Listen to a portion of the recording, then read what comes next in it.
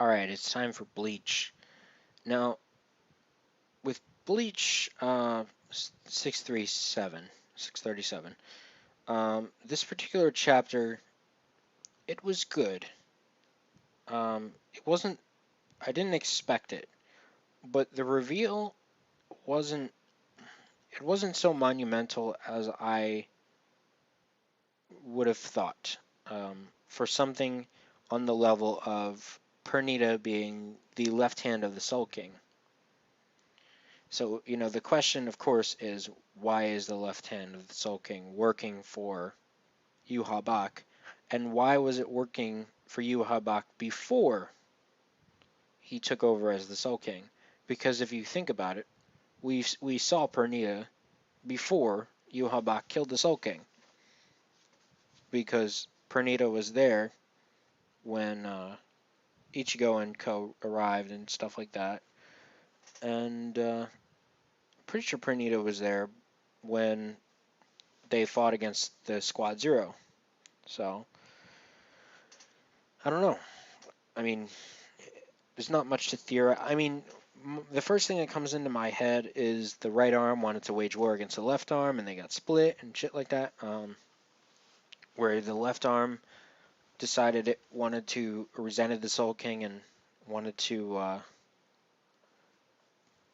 side with the Quincy. Maybe the left arm was the Soul King's jacking hand, and like, I'm sick of touching your dick, man. Why don't you switch with the right arm, man? The right arm gets all the special privileges. I don't know. I'm just kidding, but yeah, the left arm, working for the Quincy, and of course the right arm, Mimi Hagi, working for the Soul Reapers or Shinigami, whichever you prefer, by working inside of Ukitake.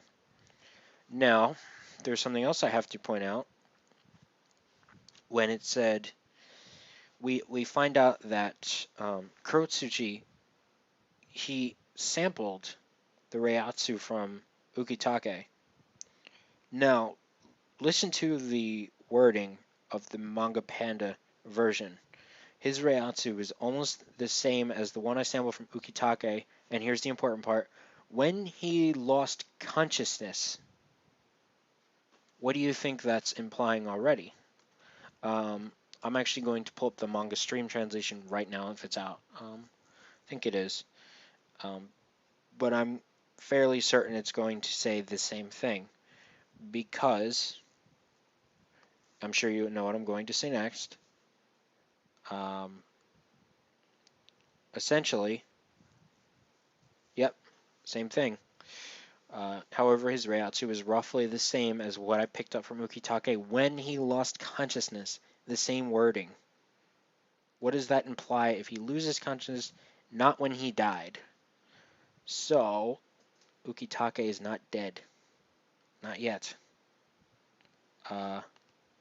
So, ultimately, anyway, Ukitake, thank fuck he's not dead. We need to see his Bankai, damn it. We need to see it. Anyway, so that's something I wanted to point out to people, is he's not quite dead yet. And of course, the reveal that it's a left hand it was surprising. And it seems to be talking with its eyes and veins and shit. I don't know. But ultimately, I mean, it's interesting. And obviously, Kurotsuchi is ecstatic because something that even he could not have predicted is right in front of him. And so he has the chance to study because he is a scholar at heart. So, I mean, there's that. I don't really think I have too much else to say. I mean, everything else was kind of generic from what we knew from last chapter. The dialogue about Kurotsuchi and Kenpachi, I mean, stuff that we knew. So yeah, that's it. This chapter was good.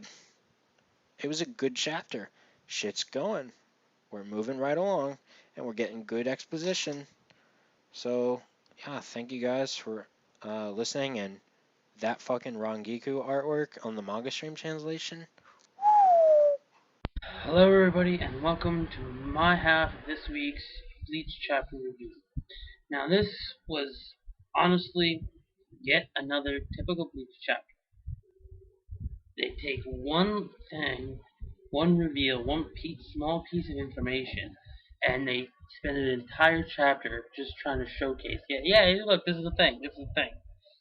Now, yes, it is monumental that Pramina's identity of being the left arm of the Soul King is extremely surprising, and no one saw it coming.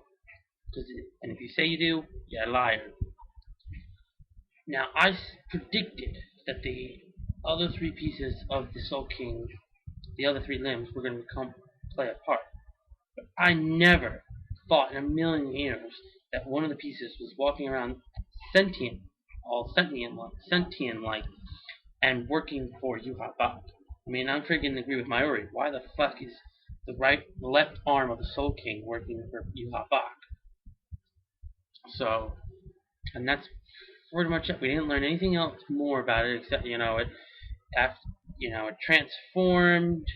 The cloak ripped open. We saw it revealed on his hand, arm, and then it just got grew and started sending out a bunch of nerves. Mayuri blocked it with some like blow up umbrella looking thing, and then bada bing, bada boom. That was pretty much all we learned from the chapter. So it's very simple. I mean, Bleach, we just have to get used to this atrocious pacing that Kubo has. But I mean, the chapter was okay. The reveal was nice, but it was just not much to talk about. Not because not much happened as usual. So I hope you all enjoyed this review and hope to see you all next week.